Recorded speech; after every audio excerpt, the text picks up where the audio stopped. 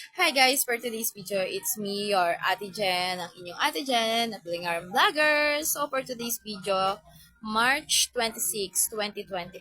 So napaka-updated ng ating video na ito mga ka-idol.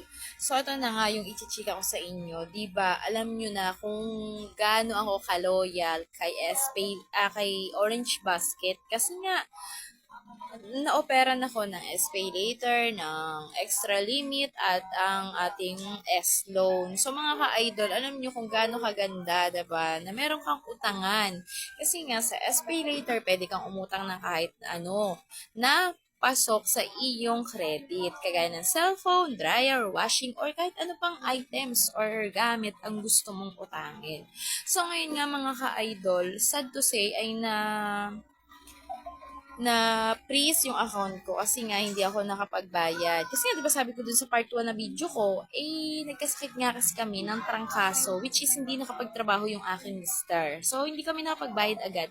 Biruin nyo yung March 5 hanggang March 19, tawag ng tawag ang ating SPay later o ang ating Orange Basket. Kasi nga, syempre gusto nila magbayad ka, diba?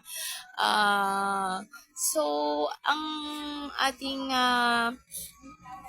ang masasabi ko lang, kapag may ganito pala kayong utangan din, is much better na ipangutang mo sa ibang tao para lang mabayaran mo on time. Kasi kapag hindi mo siya nabayaran, ay napaprise pala yung account.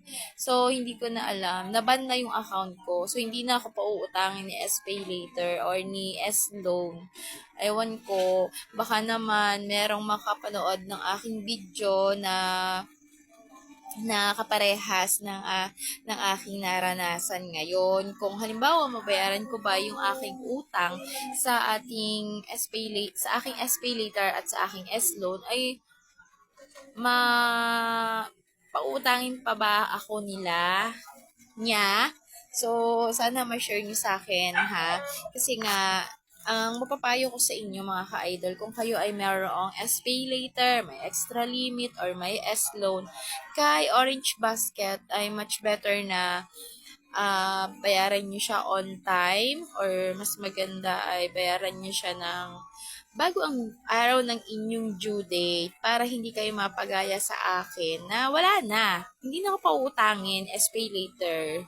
So, hindi ko alam kapag nabayaran ko na nga, kung pauutangin pa niya ako. Pero kung kayo, gawin nyo ang lahat para maganda ang inyong performance at mapataas pa ni Orange Basket ang inyong credit loan.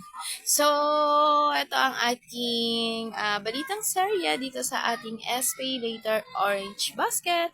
And once again, this is Mir at Jen, ang inyong Ate Jen na Pulingaran Vlogger. So, kung hindi ka pa nakapollow sa akin, so alam mo na ang iyong gagawin para naman updated ka sa aking mga balita dito sa ating mga utangan. Thank you for watching!